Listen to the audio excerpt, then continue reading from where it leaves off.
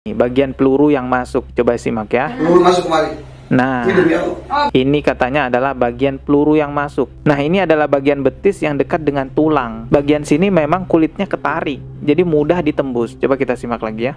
Biar dibandingin ini kebalnya ya. Gitu, okay. Ini yang pakai doa, ini nggak pakai doa. Nah, kan pelurunya terbuat dari metal, itu metal besi. Tapi begini loh, ini buat nembak orang tuh nggak bisa mati. Ya kecuali kalau kena mata mungkin, saya nggak tahu ya.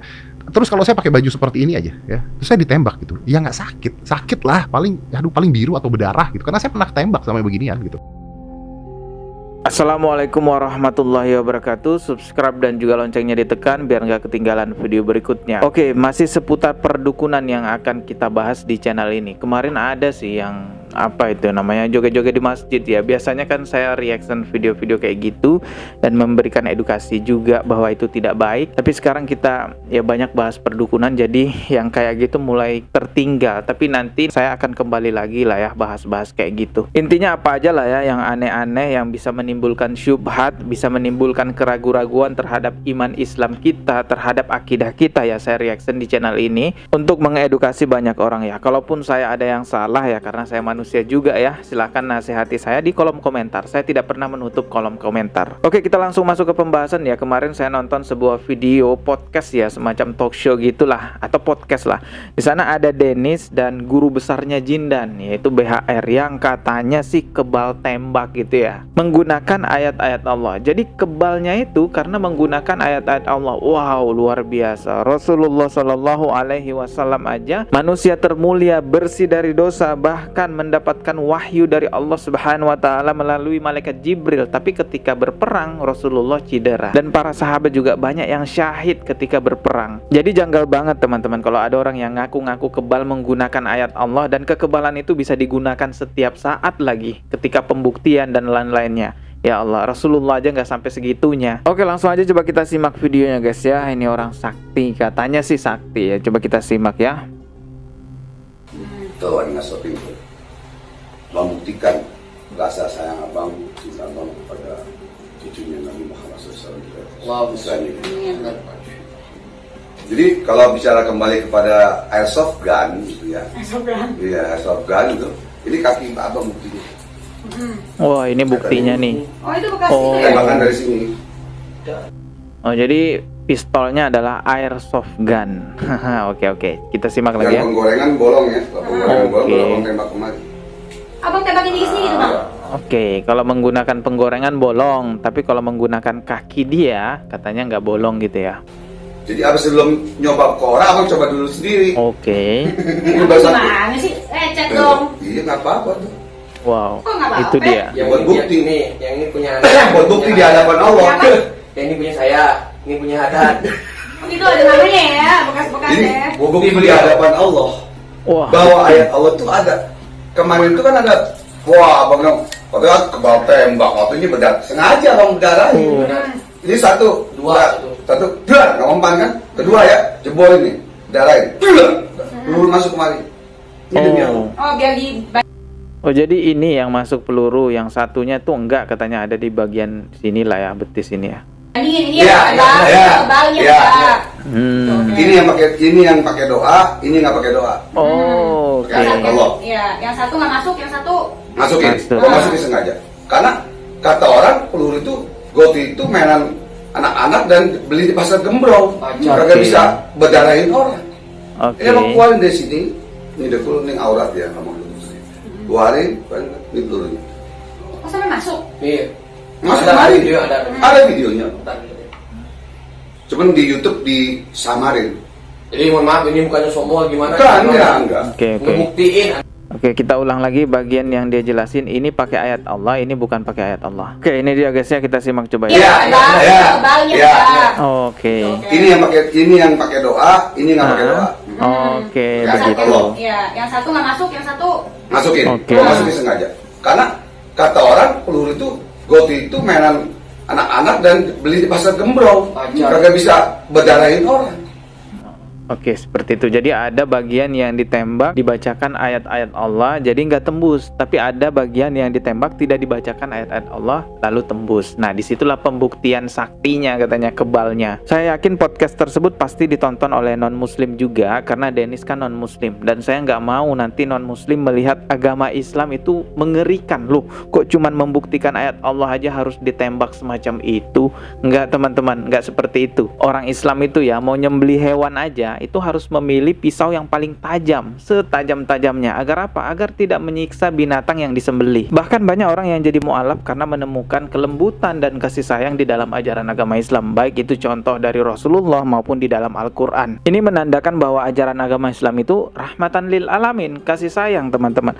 Dan gak ada pembuktian di dalam ajaran agama Islam itu menggunakan tembak. Jadi membuktikan ayat Allah itu harus ditembak dulu. Wah, kabur semua orang kalau kayak gitu. Semoga bisa dipahami oleh teman-teman kita yang non muslim ya. Salam toleransi. Nah, yang masalah airsoft gun ya, kalau teman-teman cari apa itu airsoft gun di pencarian Google, teman-teman akan menemukan banyak sekali penjelasan bahwa airsoft gun itu adalah pistol replika, main-mainan untuk latihan, bukan diciptakan untuk melumpuhkan orang. Yang namanya replika buat latihan, main-mainan, sudah pasti bukan untuk mematikan ya. Ya kalau latihan terus mati itu kan gimana? Jadi beda dengan pistolnya aparat yang memang diciptakan untuk melumpuhkan target, seperti pistolnya kepolisian ataupun pistolnya tentara. Mau ditembak bagian mana aja, jika itu senpi ya tetap tembus. Beda dengan airsoft gun, nggak semua bagian tubuh itu bisa ditembus. Bagian tubuh yang lentur susah ditembus, seperti perut itu kan lentur, susah dimasukin oleh peluru airsoft gun. Tapi bagian tubuh yang dekat dengan tulang itu mudah ditembus karena kulitnya ketarik. Analogikanya tuh seperti balon lah ya. Kalau balon belum ditiup kan susah ditusuk sama jarum, itu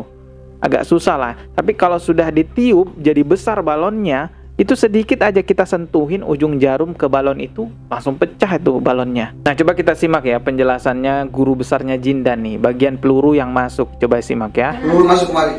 Nah, ini katanya adalah bagian peluru yang masuk. Nah, ini adalah bagian betis yang dekat dengan tulang. Bagian sini memang kulitnya ketarik, jadi mudah ditembus. Coba kita simak lagi ya. Biar dibandingin ini ya, kebalnya ya. Okay. Ini yang pakai doa, ini nggak pakai doa.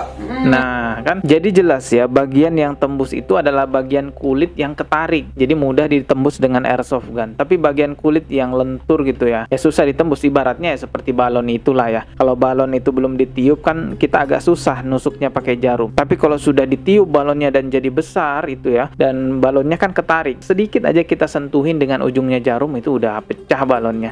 Nah, seperti ini contohnya ya. Ini ada betisnya seseorang, nggak tahu siapa ini. Nah, ini bagian sini adalah bagian yang lentur yang susah ditembus oleh airsoft gun. Tapi bagian sini ini adalah kulit yang dekat dengan tulang, mudah ditembus. Coba kita simak lagi penjelasan dari gurunya Jindan ya. Ini yang pakai doa, ini nggak pakai doa. Nah, jelas kan? Ya, yang satu nggak masuk, yang satu masukin. Kalau masukin sengaja. Karena kata orang peluru itu, goti itu mainan anak-anak dan beli di pasar gembrong. Ya, memang gotri itu adalah mainan untuk latihan. Coba cari di Google, banyak kok yang ngejelasin seperti itu. Oke, saya tunjukin aja dah. Ini satu artikel dari sekian banyak artikel lainnya yang menjelaskan bahwa airsoft gun adalah mainan. Di sini saya kutip dari kompas.com, judulnya airsoft gun berbahaya enggak sih? Oke, langsung aja ke bagian penting ya yang akan saya baca. Ini dia yang akan saya baca. Airsoft gun biasanya digunakan untuk permainan airsoft, sebuah olahraga atau permainan yang menyimulasikan kegiatan militer atau kepolisian. Permainan ini berawal di Jepang pada 1970-an, di mana warga sipil tidak mungkin memiliki senjata. Permainan ini kemudian menyebar ke negara lain, termasuk Indonesia. Airsoft gun sebenarnya relatif aman untuk penggunaannya. Peluru yang dilontarkan pun tidak sampai melukai jika terkena bagian tubuh. Ya memang karena udah didesain sedemikian rupa agar tidak melukai tubuh. Maksudnya adalah airsoft gun itu bukan senjata yang dibuat khusus untuk menembus kulit, menembus badan. Tidak, itu untuk latihan, untuk main-mainan. Ini juga pernah sebenarnya dibahas oleh Deddy Corbuzier. Ada seorang teroris yang bawa senjata airsoft gun. Ya mungkin terorisnya itu nggak tahu bahwa airsoft gun itu mainan. Jadi dia petantang petenteng datang ke kantor polisi. Ya akhirnya dia mati konyol karena nggak tahu yang dia bawa itu pistol mainan, teman-teman. Nah, ini adalah penjelasan dari Deddy Corbuzier. Coba kita dengarkan sedikit aja ya. Itu tuh ada CO. CO itu gas, ya. Jadi pistol, bawahnya ada gasnya. 5, 4, 3, 2, 1 and close the door. Kita langsung aja ke bagian Deddy Corbuzier menjelaskan bahwa itu tidak bahaya ya. Airsoft gun tidak bahaya. Nah ini dia guys ya, langsung saya putarkan aja. Pelurunya terbuat dari metal, itu metal-metal besi. Tapi begini loh, ini buat nembak orang tuh nggak mati, nggak bisa mati ya, kecuali kalau kena mata mungkin, saya nggak tahu ya. Terus kalau saya pakai baju seperti ini aja ya, terus saya ditembak gitu, ya nggak sakit lah, paling paling biru atau berdarah gitu, karena saya pernah tembak sama beginian gitu, dan ya udah tidak mati gitu. Nah ini jelas ya, itu nggak mematikan orang karena memang bukan senjata yang dibuat untuk menembus kulit orang lain. Itu buat latihan, itu buat main-mainan. Mungkin nanti ada yang bilang kalau ke wajan kok tembus. Ya iyalah, kalau ke wajan itu jangankan airsoft gun, pakai ketapel aja bisa tembus, tapi ketapel ke perut, ketapel ke punggung belum tentu bisa tembus. Sudah banyak kok yang ngejelasin bahwa airsoft gun itu cuma untuk latihan mainan. Tadi Deddy Corbuzier juga ada jelasin, simak videonya sampai selesai, itu jelas sekali penjelasannya. Banyak juga artikel-artikel di Google yang menjelaskan bahwa airsoft gun itu hanya untuk latihan, hanya untuk mainan. Kalau pistol mainan dibuat untuk pembuktian kebal, ya kebal dari mana kalau gitu caranya? Ntar kalau orang nggak percaya dibilang nggak percaya ayatnya Allah, nggak percaya sama Allah. Nah, nanti lama-lama juga dibilang takfiri, dibilang wahabi, bahkan dibilang batal syahadatnya, dibilang ateis lah. Ya Allah, ini juga nih, simak coba ya video ini. Jadi orang yang nggak percaya dukun batal syahadatnya justru. Duh. Ya dengerin lagi ya. Jadi orang yang nggak percaya dukun batal syahadatnya justru. Aduh. Iya benar, syahadatnya bisa batal. Iya, harus percaya dukun.